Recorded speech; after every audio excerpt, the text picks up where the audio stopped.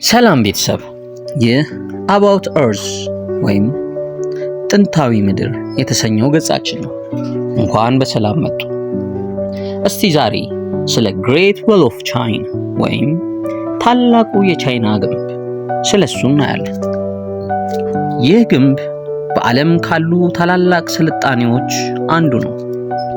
ይህ ድንቅ መስህብ በሰሜናዊ ቻይና ሲገኝ በ1987 በዩኔስኮ የዓለም ቅርስነት ተመዝግቧል።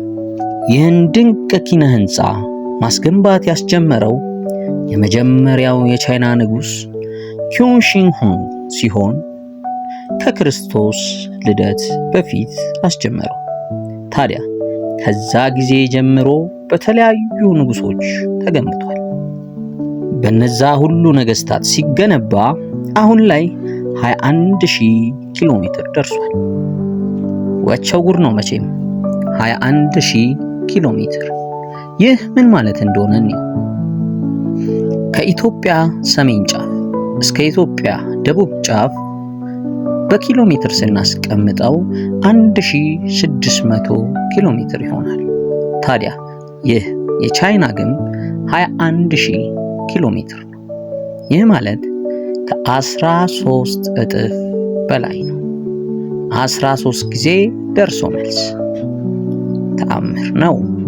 ይህን ግንብ ሲገነቡ ዋናው መሰረታዊ ምክንያት በሰሜን ከሚመጡ የጎሳ ወረራ ራሳቸውን ለመጠበቅና ድንበር ለማበጀት ነበር። መቼም ጉድ ነው።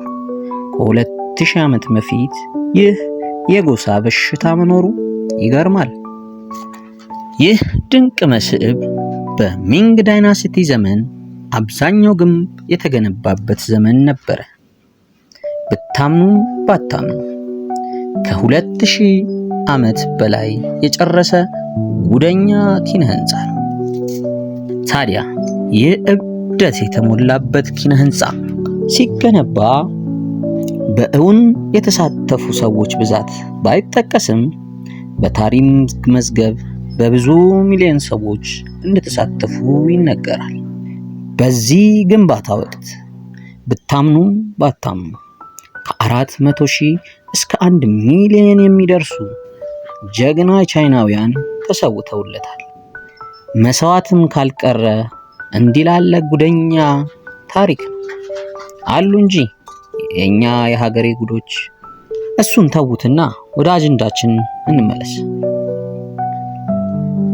ታዲያ ይህ ድንቅ የቻይኖች ጥበብ ከዓለም ድንቃ ድንቅ መሃል ብቻውን ያልተወዳዳሪ መቀመጥ ቢኖርበትም ያው የሚገኘው በምዕራባውያን ምድር አይደለምና ብዙ አልተባለለት። ይሄኔ የእነሱ ስልጣኔ ቢሆን ጆሮአችን ደምቶ ነበረ። እየታዘቡ ማለፍ ነው እንግዲህ። ይህ ድንቅ መስህብ ወደ ላይ እንደ ደረጃ ብንደረድረው ጨረቃን አልፎ ሊመለስ ይችላል። እንግዲህ ጉድ በል ኢትዮጵያ ማለት አሁን ነው። ይህን የሚያህል ድንቅ የእጅ ስራ ነው ቻይኖቹ የሰሩት፣ ለዓለምም ያበረከቱት። እንዴት ያለ ድንቅ ማህበረሰብና ህዝብ ነው!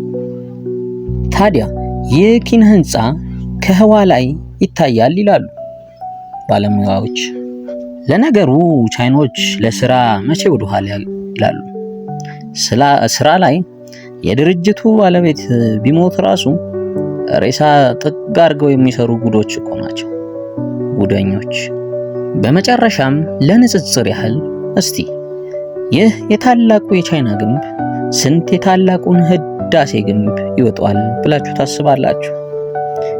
ይህ የታላቁ የቻይና ግንብ ከ100 ሚሊዮን እስከ 1 ቢሊዮን ኪዩቢክ ሜትር የሚገመት ቁሳቁስ ይዟል። በአንጻሩ የኛው ሀገር የታላቁ ህዳሴ ግድብ በ10 ሚሊዮኖች የሚቆጠር ኪዩቢክ ሜትር ቁሳቁስ ይዟል።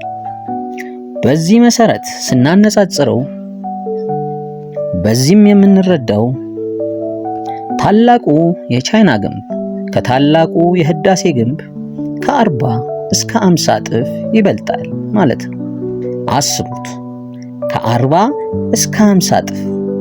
ያ ማለት ከ40 እስከ 50 የህዳሴ ግድብ ሊገነባ የሚችል ቁሳቁስ ተጠቅሟል ማለት ነው። ቻይኖቹ ከ2000 ዓመት በፊት የሰሩትን ስራ እኛ ዘንድሮ ተፍ ተፍ እያለ ነው። ደፍ ደፍ። ይህ ጉደኛ ኪነ ህንፃ እንደ ህዝቡ ነፍ አይደል እንዴ ሰዎች?